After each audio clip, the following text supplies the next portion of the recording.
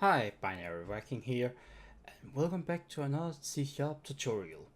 In this episode, or this tutorial, we will look a bit into the class we have right here. So first of all, what is a class exactly? A class is pretty much an object that you define how to or how it should look. So for this, we will go into new or add in this. I'm not sure what it's called in mono development, but just remember it's something similar to this. Class, it sometimes also could be new item. If you go into new item, if it would load a bit faster, just click class. And in this example, I will go around and use a person as an example. So now we have a new class called person right here. And what we want to do with this class person is, first of all, we want it to be public. And public pretty much tells that this class is accessible from anywhere. There is there is 5 different access modifiers. There is public, as we see here, which means it is accessible from anywhere. There is internal, which means it's only accessible within its own namespace, if I'm correct. Otherwise, it's within the same assembly, and within the same assembly means within the same solution. So if I, for instance, was to make a new project, a new solution, we could here new project and so on, it would not be accessible from one of those. There is then protected what protected, yes, there we go, class.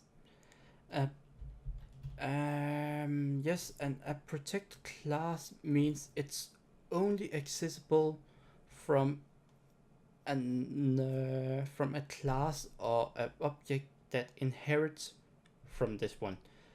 I will in the next episode talk about inheritance. It's not so important right now. And private is something or another thing, which means it's only accessible within the same class. And it may be a bit wrong to do it here, because you should more do it to types. So we can, for instance, say private string name, and we can do private string. I don't know what that should be. It could be, let's just do first name, last name.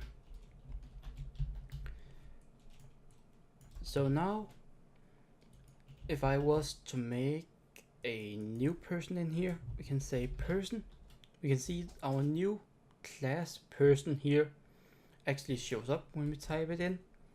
We can say person equal new person, and the new keyword is a keyword that we use to define or say that this object is a new object. So it's a way to say that we want a new object or a new person in this case. And the way it works is, if we just did like this, and this is out commenting, don't mind this, this would actually be null. And a null value is a value that is not assigned to anything. And null values, you kind of don't want null values, as null values often end up in screwing with a lot of things or giving you some errors that you overall don't want. So, and in most cases, when you're making classes or objects, you always want a new whatever class or object you have. So if I, for instance, was to type person, we can see that we have some standard methods, but we cannot see the name, nor can we see the last name, or first name, last name. But what if I was to change this to public, you may ask? Then we can easily see first name right here. We still can't see last name, and that's because it's still private. So if I change this to public as well, we now have both first name and last name in here. And we can of course assign these, so I can for instance say first name binary. Of course we need to define it as a string. We can say person dot last name equal Viking. So now we have our first person here, and we can go down here, say console dot write line, and we can then say we want to print out person dot first name. First name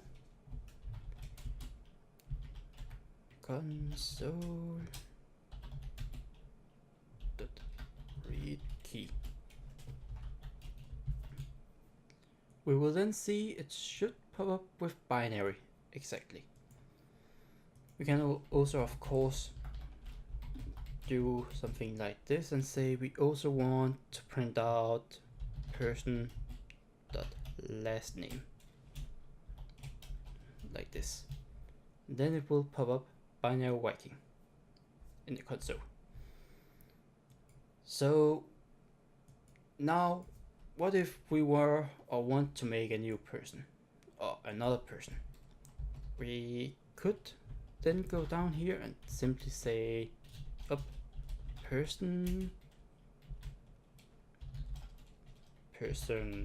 2 equal new person.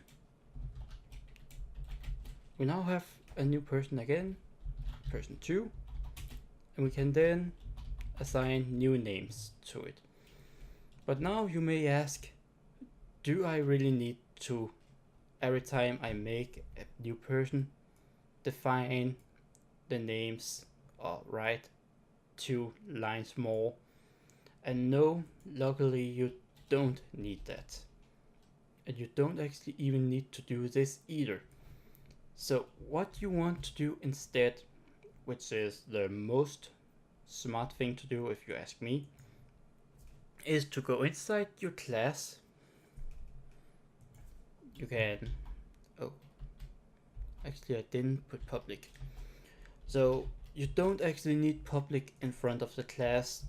It will, as standard, always be public if there's no keyword in front, but I do think it looks more clean to have the keyword there.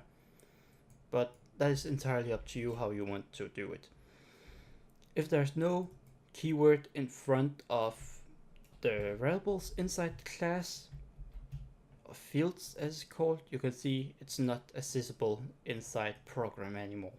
So they always need to have the keyword or access modifier in front of them.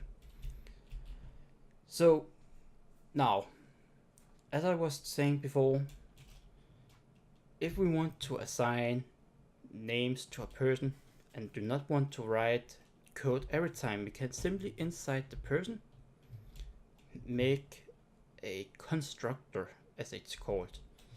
The way we do it is to say public person. We then want to say string, and I usually do underscore first name you can also do it like this. I should actually do it like this. That's the most clean way of doing it, to be honest.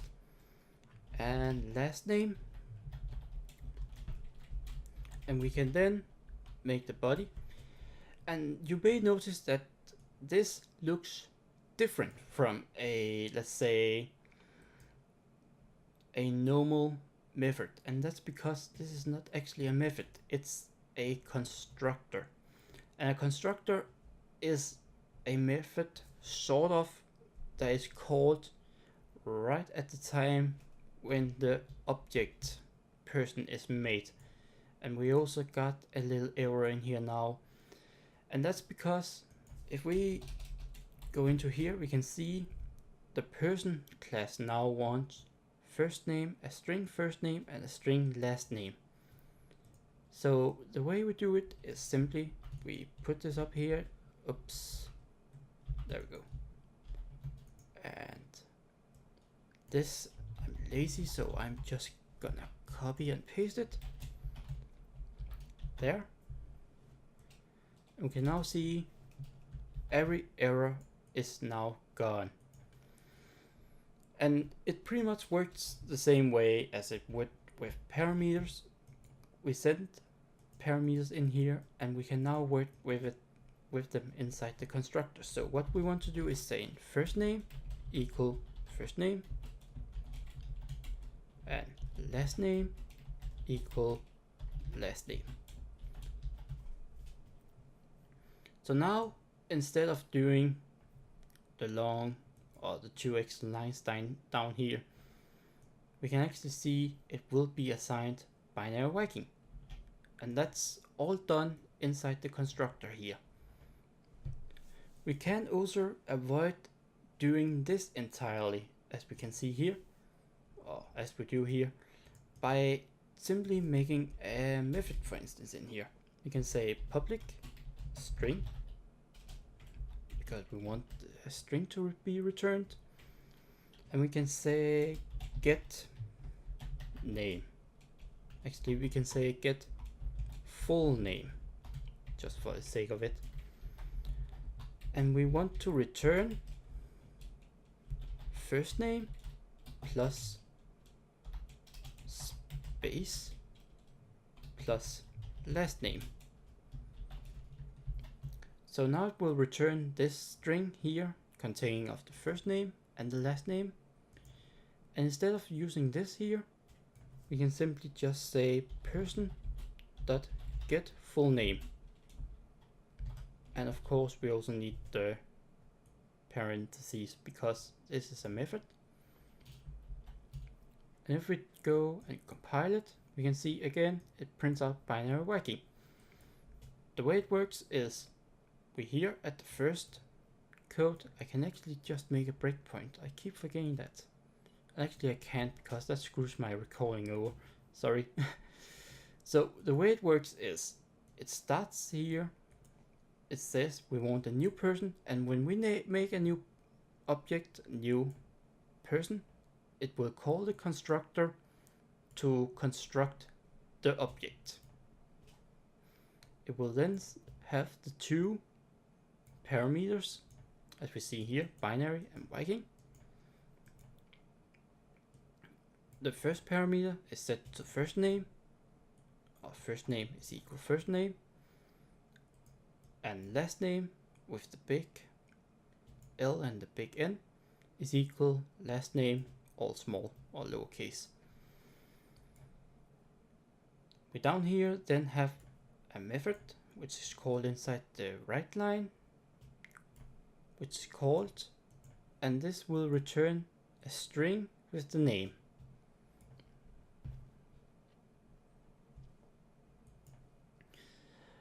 I do think that is pretty much it. We can, for instance, even say we want, oops, of course we can't do that right now. Whoops. We can say private, because right now we do not need to access this outside this. We can, for instance, in cases where you want this to be private is where you would not want it to be changed after it's set in here. For instance, it rare that a person would change name. It happens, so you would probably not have it in a system like this, but for the sake of demonstration, let's say it's impossible to change name in this world. So now we can, for instance, say we want person dot name to be changed. We actually need a whole new person, so we could, for instance, say new person and change the name this way to be Viking binary. I'm so good at names. So the way it works now is it will first be assigned to binary Viking. It will then afterward be assigned to Viking binary.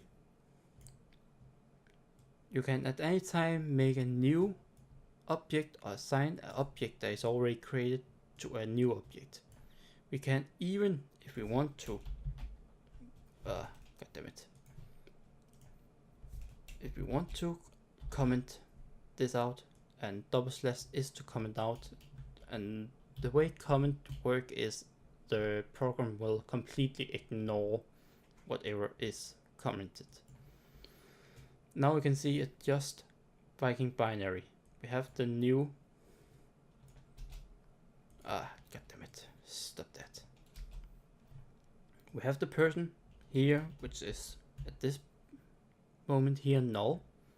It then gets assigned to a new person, and for the sake of demonstration I will remove this and you will see why you don't want it to be null. And you can even see here already we have an error, and we can't even compile it because we have an error, and that's because it's an unsigned, or we have not assigned this variable to anything. We could, for instance, put it out here to be, let's say, I think it needs to be a static in this case. Person. And we will call it person with small, like this. We'll then remove this, so it's not a problem. So if I do like this, boom, not a reference. And that's because it's not assigned to anything. Right now this is null, as we can see here if we hover over. And as I said, you want to avoid that as much as possible. If I do like this again, you will see everything runs smoothly.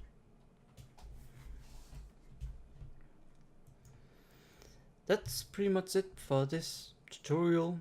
I hope you learned something and got it. If there's any question, feel free to ask them in the comment section.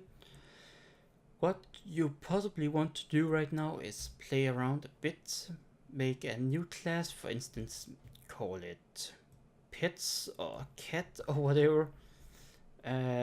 Try to put in some variables, play around with them, and yeah, all this.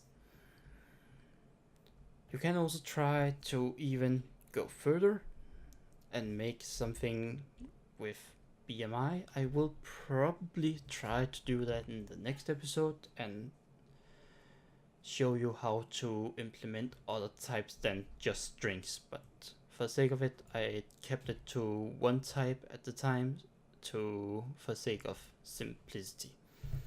But yeah, if any question, ask them. I'll gladly try to answer them as fast as possible. But for now, I will cut it. Thank you very much for watching. Stay tuned for the next episode. Take care.